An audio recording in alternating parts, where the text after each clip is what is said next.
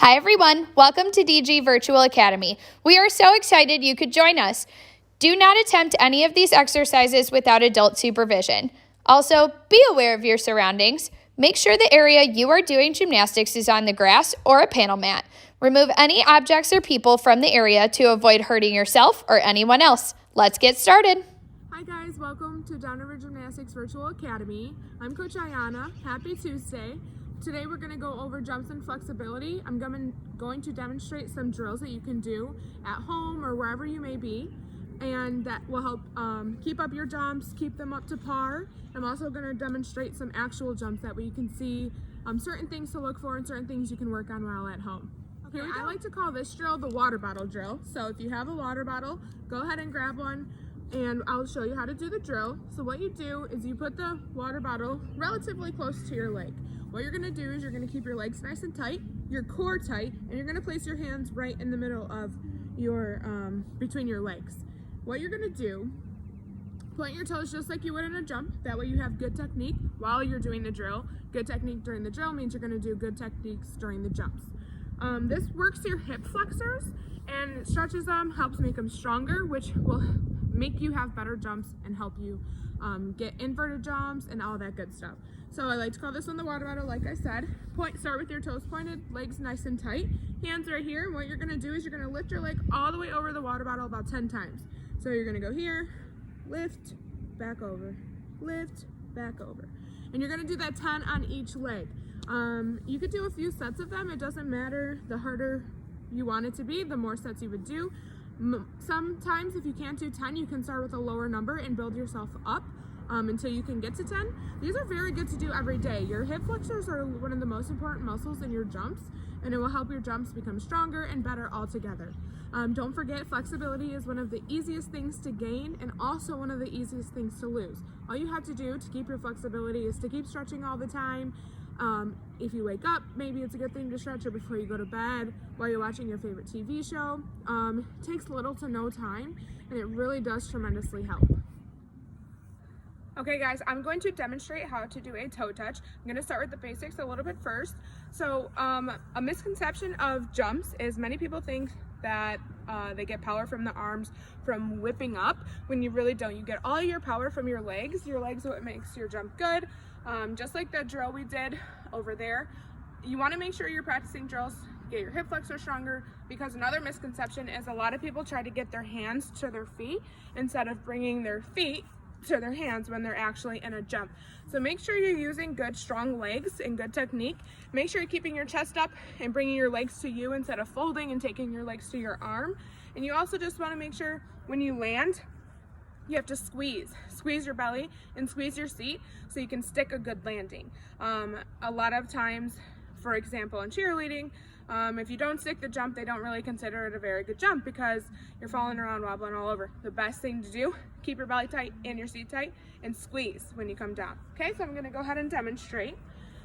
I like to start off with a prep just to get myself ready. So the prep, you're gonna go 5, 6, 7, 8, hit 1, 2, you hold, 3, you're going to cross up here. So 5, 6, 7, 8, 1, 2, 3. So this position right here, you see, if you see from the side, I'm getting ready to go down and bring my legs up, snap. You wanna make sure that your legs are in a good position, not too low, not low, and do it from there. So the rest of the prep, what I do is 5, 6, 7, 8, 1, 2, 3, 4, 5. That's a nice good prep. You're nice and tight when you go up and when you come down, and you get to kind of get ready for the jump. So now I'm gonna actually jump to the 8 count. You don't have to do the same 8 count as me. If you or your cheer team or somebody else you know does different, you're more than welcome to use that one. Luckily with the 8 count, it's versatile. You're allowed to start at any count you want. So I'm gonna do another demonstration with an actual jump, okay? Here we go. 5, 5, 6, 7, 8, 1, 2, 3, 4, 5. All right guys, I showed you a drill that you can do for your toe touches that helps with your hip flexors. Now I'm going to show you a drill you can use for the pike jump. I will demonstrate the pike jump right after I show you the drill. This drill is very easy and also works very well when trying to get better strength and conditioning for the pike. So what you do, you're going to start with your legs pointed, or your toes pointed, of course, because in all jumps you're supposed to have pointed toes. And when you do these things during drills, it helps your muscle memory. When you actually do the jump, you're not going to have to try to fix and point your toes, because when you do the drills, your toes are pointed. So that's another thing to keep in mind about jumps is, you know, when you do these drills, you want to do the right form and then right technique, because when you do your actual jump, that's what you will be doing, okay? So this is a pike drill. I like to call these V-ups, but they're like a pike V-up. So you put your hands here. What you do is you keep your legs nice and tight. You're going to squeeze them. You're going to put your hands a little bit behind you. And what you're going to do is bring your legs here. And what you're doing is you're working your lower abdomen to help with the pike jump, because in the pike jump, what you're doing is you're bringing your legs in front of you, and you got to use your core to get your legs up all the way close to your arms. So in the air, relatively, your pike jump should look like this. Hence why we do the drill like this. So again, you can do this one 10 times. If you can't do 10, you're more than welcome to start at a lower number and just increase. Again, this is the drill. You keep your hands right about here. And 1, 2, 3, 4, 5, 6. And you just keep going until you can, or whatever number you can. I like to do a couple sets of these, maybe 3 or 4 at 10 each. And they really do seem to help with pike jumps. All right, guys, I'm going to actually demonstrate the pike jump for you. That was a drill we were just working on, is for the pike jump. The prep is relatively the same as the toe touch. So what you're gonna do is 5, 6, 7, 8, still 1 right here, still holding 2, still crossing at 3, ready to explode. And then you're gonna bring your arms to your legs, kind of like if you were holding like a candlestick. This is called a candlestick. And you're gonna bring your legs to your arms. Remember, not your arms to your legs. If you're bringing your arms to your legs, you're not doing the right form, and you're going to be off timing with the people who are actually doing the jump correctly. So just make sure you keep good form when you're doing these jumps, because it will help come when it's time to actually do them with other people, okay? So I'm going to demonstrate. Again, we're bringing our legs to our arms, and we're squeezing our belly and our seat so we can stick a good landing, okay? Here we go. 5, 6, 7, 8. 1, 2, 3, 4, 5.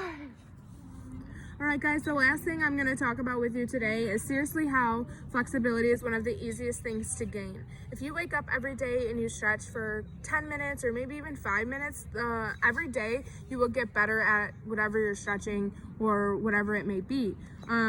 Like I said, it's the easiest thing to gain, one of the easiest things to lose as well. If you stop stretching, you know, your body isn't as flexible, isn't used to moving that way all the time.